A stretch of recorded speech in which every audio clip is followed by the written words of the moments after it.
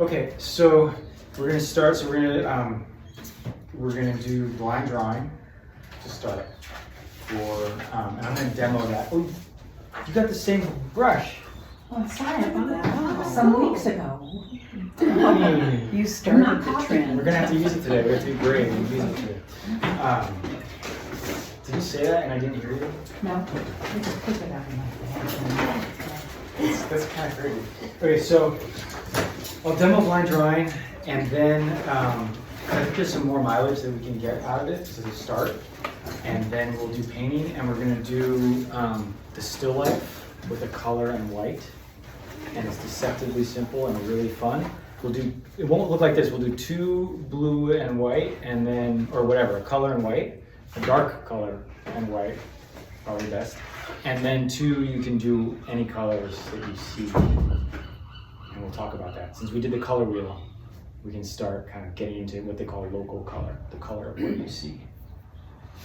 So I just wanted to demo blind drawing real quick, because I feel like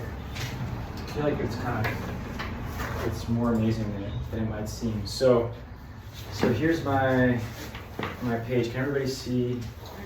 I'm gonna go over here.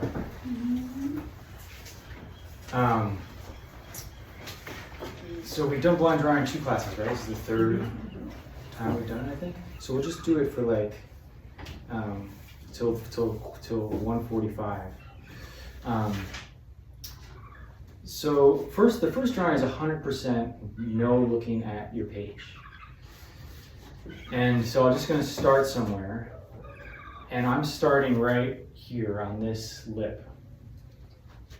And already I'm more relaxed and feel excited, because if I was going to go draw this thing, there's this kind of like whole event, like I have to draw the whole cup, and there's a lot of pressure maybe, and you're kind of having to think about the whole thing at once. And with this, I'm literally just starting somewhere, and I have kind of all the space in the world, and I'm realizing there's a really pretty little angle to this little edge here that I wouldn't have noticed, I don't think, if I had started trying to paint the whole cup.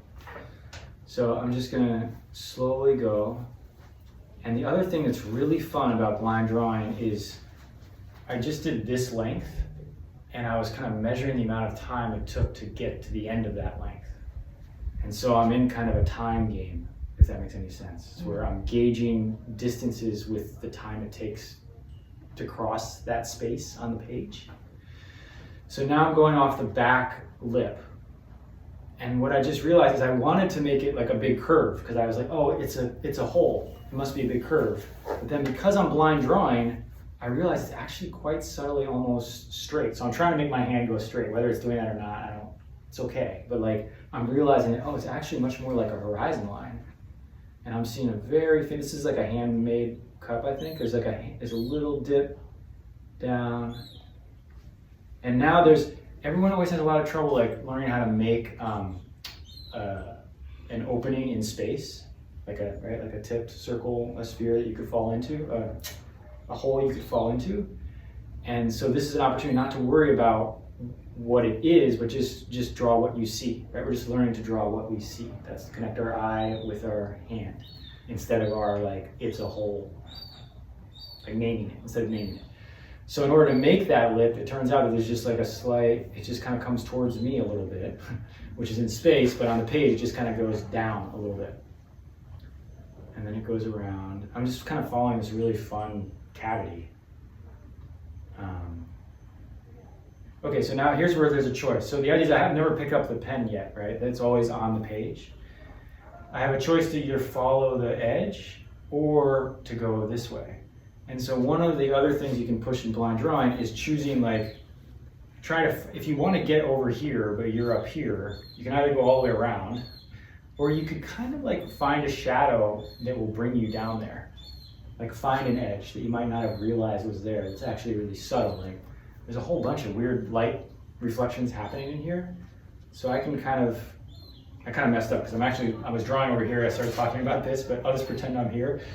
I'm kind of coming through these different shadows down to the bottom.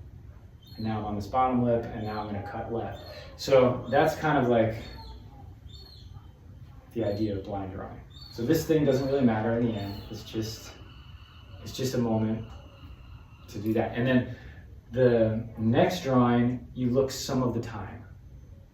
So we'll do this one for 5 minutes, then one for 5 where you look some of the time, and then we'll do one where you can look as much as you want. Are you doing the next drawing on top of this one, or are you doing it on the side? We did that last time, which was fun. I kind of like, it'd be kind of cool to see the progression. All 3 in different colors. If you want to borrow some colored pencils that I think are right there. Yeah, it's up to you. Okay. So that's kind of the warm up. And then last class I did like a whole kind of demo on drawing again, but I think it takes too long and then we don't get to like make paint happen. So this is just it, just kind of like warm up with blind drawing, and then yeah, we'll go to the painting thing, which is going to be fun. The painting thing, you'll just lightly sketch your object and just get the proportions right. That's all you have to worry about, and then we'll start painting on those 4 things. Yeah. So we'll do 15 minutes of I'll signal the 5-minute gong.